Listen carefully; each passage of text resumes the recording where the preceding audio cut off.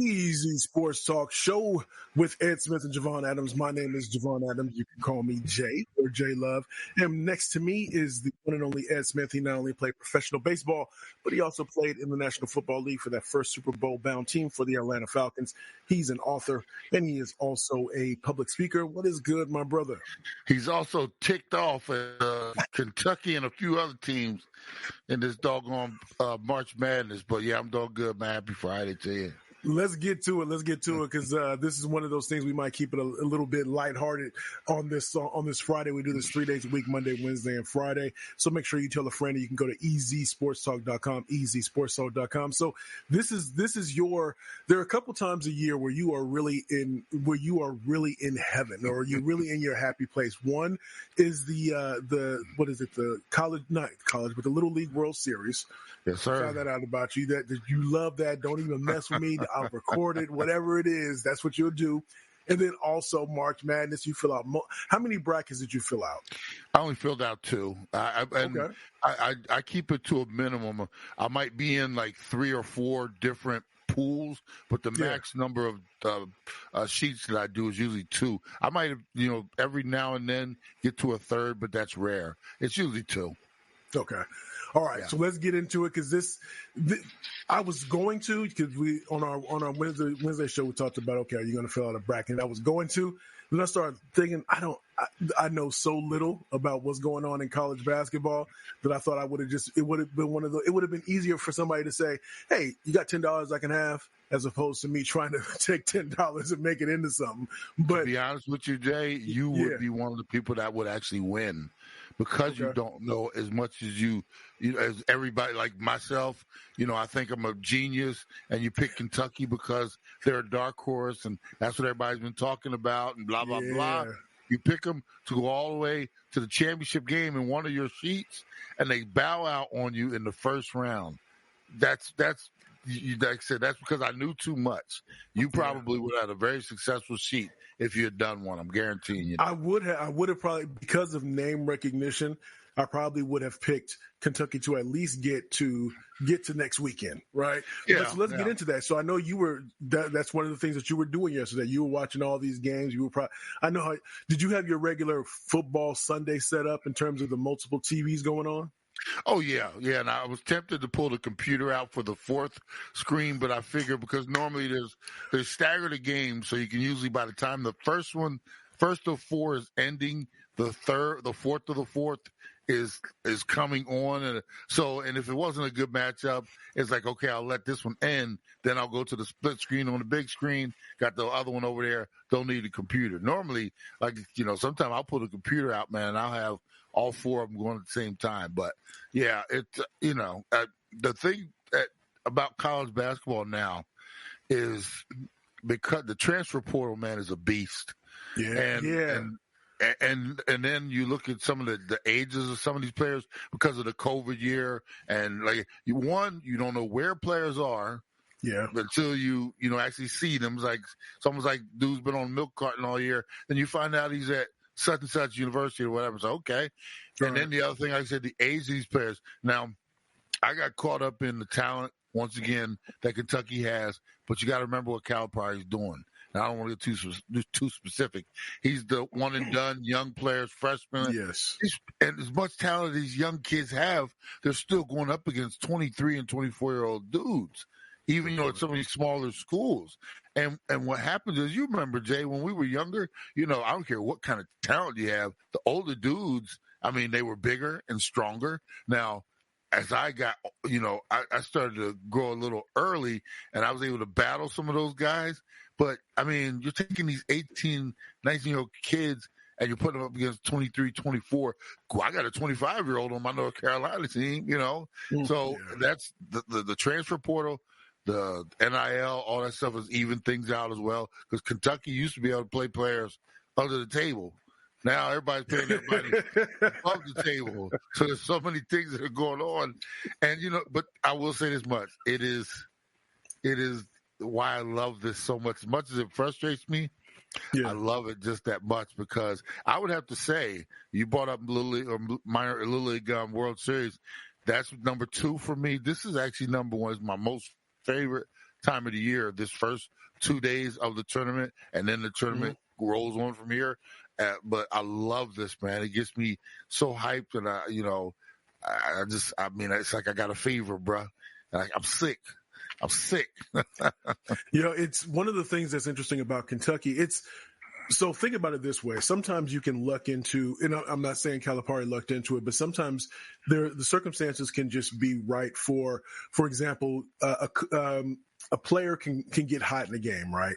Or and just be out of his mind. Or sometimes a coach, let's say in basketball, let's say in professional basketball, inherits a team that just is perfect, and they get deep into the playoffs because that team is just committed. Those group of players for that period of time is committed, and they get to. And it's not necessarily anything the coach is doing, but it's just the fact that the team is committed in that way. And I think when it comes to those one and dones that Calipari had for so long, that he was finding those players that were not only talented enough to be in that one and done category, but they were also committed enough, and they were coachable enough to be able to get past that first weekend. Do you think that that's the case as well? Well, he became the face of the one and done. You remember he actually convinced coaches like Krzyzewski at Duke because remember he got the one and started the one and done guys. Yep. And he'd have a team of 5 of them. And he was beating teams like Duke, not winning championships, because I think he's only gotten one, but he was beating those other teams. And all of a sudden, Krzyzewski was like, well, I got to get into it too, So he became the face of it, and he continues to be the face of it. And at a time when now that's passé, because as I mentioned, the portal players are staying longer. NIL's keeping some guys here because they can make more money here than going to the G League. There's all these other factors now. And the freshmen, the Fab Five freshmen coming here, teams are looking at them like, come on over here, young boy, let me school you real quick. I got 4 or 5 years of college under my belt, no matter how much talent you have. And this is your first go around. So what Calipari's done, he took it and he's held on to it, I think, too long. You gotta, if you're gonna go get a couple of these one and done guys, you gotta pull some older, especially with the transfer portal, go get you some older dudes to teach these young dudes how to do it. So think about this. Calipari's got these young players, right? Last year, this time they were playing in high school. Now they're on the biggest stage of the college basketball, thing. And what's happening? He's made them promises of, because he's always so proud of, I make my players are the richest in the NBA is for, because he loves getting those guys. So later on, when they have the NBA draft, he'll have 3 or 4 of them sitting there, and he's proud beating his chest. But if I'm the university, I'm like, hey, dude, we didn't bring you here to make players rich. We brought you here to, this is Kentucky. We like national championships, and we're getting to the point now where it's like, okay, what is your goal, Calipari? Because Calipari, he likes to bring them in, and next year he's starting all over. Dudes, he's sitting at the table with him at the NBA draft, and here we go again. And why was I stupid enough to buy into that this year, just like they did with Purdue last year? It's like that's Jay. That's the problem. That's why I'm so pissed off. I'm not pissed off at Calipari. I'm pissed off at myself because I bought into it again, and he got me. But it's just my own fault. It's my own fault. Now, any other things that maybe blew up your bracket? Because Duquesne won yesterday. Yeah, they beat BYU. BYU, I had them as a sleeper getting to the third, to next weekend. Those are the 2 biggest for me. The other ones, I lost a couple 12-5s. Like I bought into McNeese getting, win maybe or 2. So my bracket, man, it's janky right now. It's busted. It's got so many holes in it, bro. Yeah, it's got so many holes. If I was sitting in a pond right now, I'd be knee deep in water, bro. It is what it is, Here's the thing. I'll say as much. I'm wishing everybody else the same amount of misery as me. Because I don't look at everybody else's bracket to see what. So I'm hoping everybody else did the same stupid stuff as me. Because there are instances when you do these brackets and you're looking like, damn, everybody went that, or at least enough people went that route Whereas if my championship team gets to the championship, I still got a chance. So I'm hoping that I was not the only stupid person out there. We'll see. Easy Sports Talk Show with Ed Smith and Javon Adams. So let's transfer to a little bit of something like that we heard about, that we saw on the that came across the other day. I saw it on ESPN. So the coach of the Cleveland Cavaliers, BJ Bickerstaff, he reported, what was it, last year, if I'm not mistaken, that he was approached by somebody in terms of because with the betting that's going on in sports today, in professional sports, because of all the, with the DraftKings and the FanDuels and all these things that have opened up, which allow more access to be able to bet, it was kind of inevitable. So, but he reported that he had been threatened by a bettor, and I'm surprised that.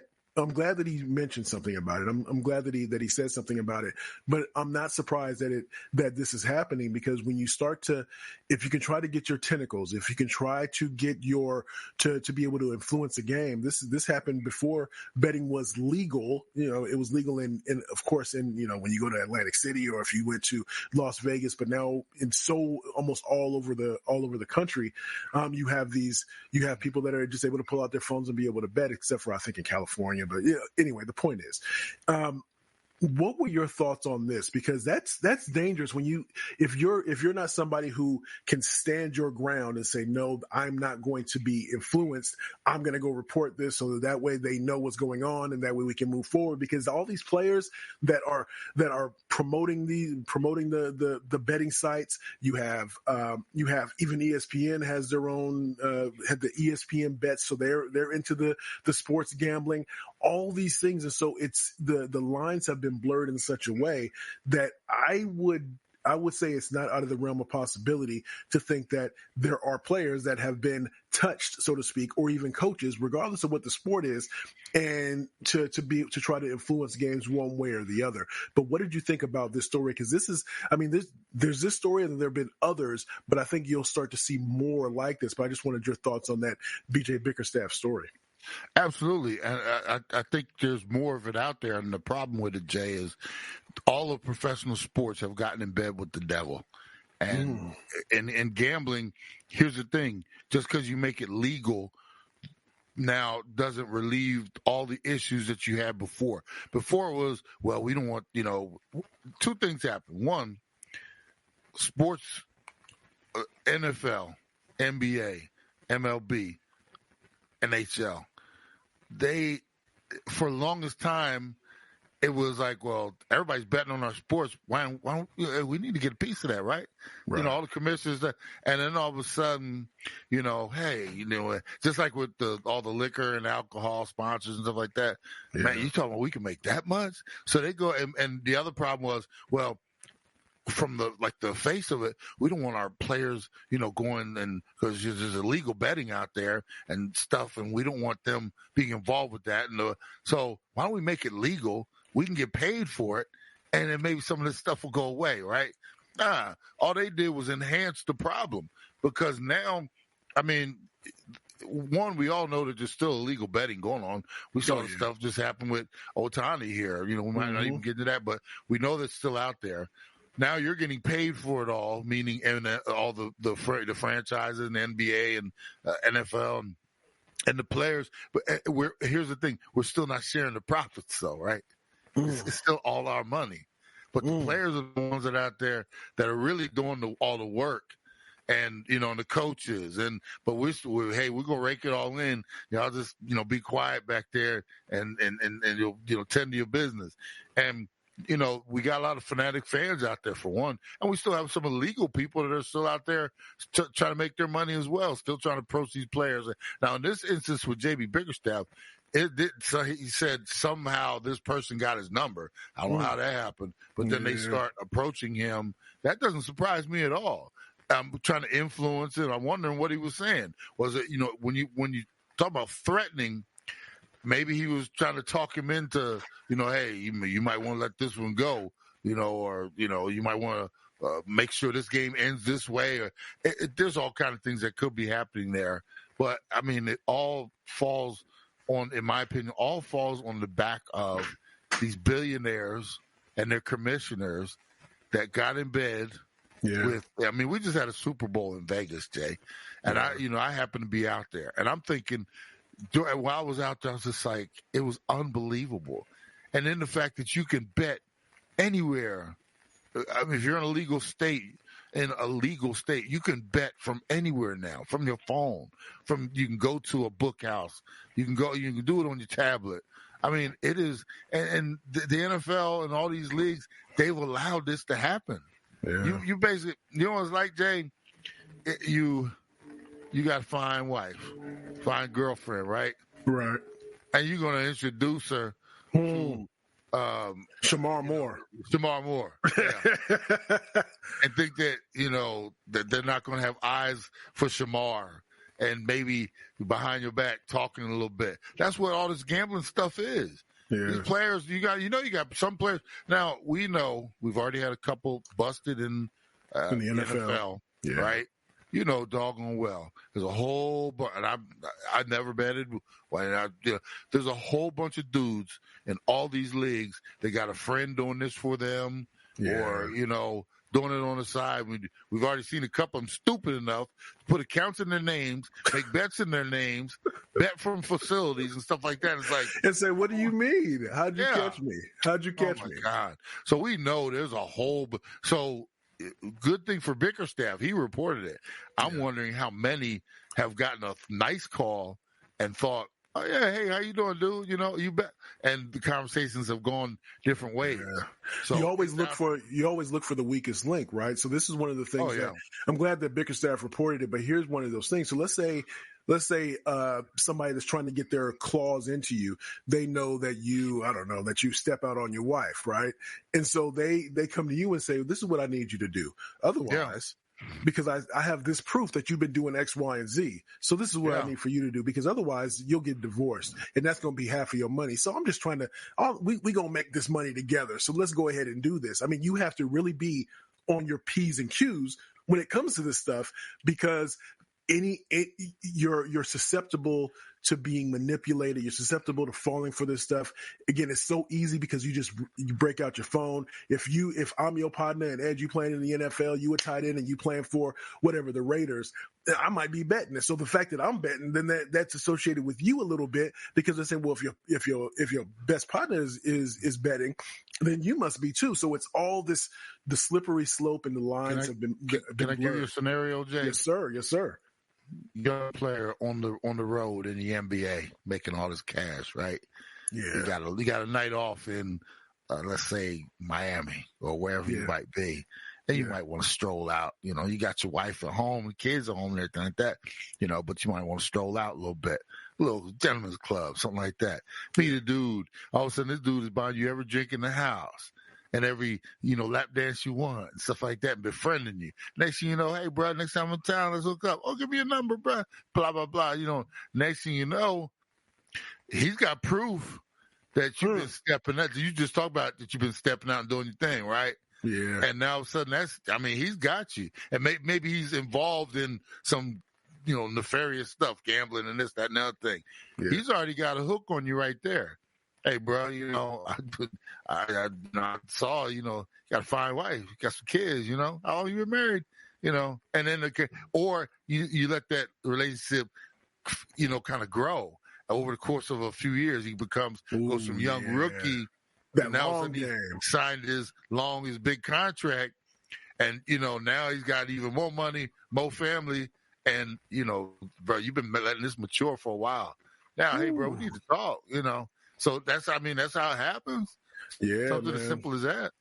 And some folks listening will say it doesn't happen like that. Oh, things, please. There's long games on stuff. That's why when you walk, that's why you got to be careful about how you floss. That's the thing. But yeah, so we'll keep an eye on things like this, and I think next week we'll probably get into on Monday's show, get into a little bit more of that Ohtani, because that's interesting. It's almost so the things new, that aren't being said in the Ohtani thing, that because some of the things that I heard yesterday some of the speculation or the first things that my mind went to, because but we'll get into that on Monday. But I know you are going to be sitting in front of the TV again today, because Thursday and Friday are the days for you. I know your UNC squad. Did you have them go? You have them going all the way to the championship, because you say you fill out 2 brackets. You got them going all the way. One of them winning it all, the other one losing before they get to the championship game to Arizona. So I'm hoping that they win it all. But we'll see. But yeah, they look really good yesterday. Some other teams that look really good too as well. Anxious to see what UConn looks like today. Some others. So it'll be fun. It's a fun day. There's so much pressure when you think about being the 1, 2, 3, 4 seed. I mean, five when you get to the 5, the 5, 12, 6, 11. I mean, you see some of those upsets in there. So there's some of that pressure that, man, you don't want to be another one of those 11s that get beat by that type of thing. But there's so much pressure when you those top 4 seeds. I mean, I can't imagine, because you're supposed to go in and not just get by, but you're supposed to win comfortably. And if you don't, then the media is questioning you, and then you start to question yourself, because why didn't we win easier because of what our seeding was? I don't think that people understand that when they're looking at the bracket. You're saying, yeah, you should win. And because you're saying they should win, if you think about amplifying and multiplying that, that's when that pressure starts to mount. Well, what's interesting is like the who beat Kentucky. I can't remember the name of the team, but you can tell. You look at these, like you said, the Kentucky kids, like deer in the headlight, first time in these big time moments, right? Mm-hmm. And you got the other team that has absolutely nothing to lose, a 14 seed, and they come in and all of a sudden they're hot right off the bat. And it's like one of those things, you can see the pebble or the small snowball rolling down the hill. It was Oakland there. And those kids got so confident so fast. And, Kentucky got on their heels. And the longer it went on, you could see their eyes, meaning 2 separate eyes. The eye of the tiger for Oakland. They were like, man, and the Kentucky kids, they were like deer in the headlights. And to be honest with you, get this one, Jay, my son picked Oakland to beat Kentucky. Come on, seriously, man, come on. So, and that's one of the things I love about this. But to watch it, it is unbelievable, brother. That's what I love about this, because you got these schools that weren't even supposed to be there, and you got these kids and man, it is so much fun to watch the upsets. And my favorite thing of all is the one-sided moment at the end of the tournament, win or lose or draw for me, how Tar Heels do. But I love the flashback of this entire tournament, because like I said, some of these kids have been working for this their entire life with no fanfare. And that's what I like. Teams like Oakland and stuff, these dudes are literally there to get an education to move on after their basketball days. Hey, no NBA dreams in their sight or anything like that. But this tournament means that much to them. And, bruh, it's like I said, it's what it's all about for me. I love it. Yeah, he is Ed Smith. I'm Javon Adams. We do this thing 3 times a week. Tell a friend about what we have going on here. Go to easysportstalk.com, easysportstalk.com, and then, make sure you subscribe however you're listening to this, or if you're watching it. If you're not watching it, then go and subscribe to the YouTube channel as well. That's the Easy Sports Talk Show. And as we always like to say around this time, are you okay? Happy March.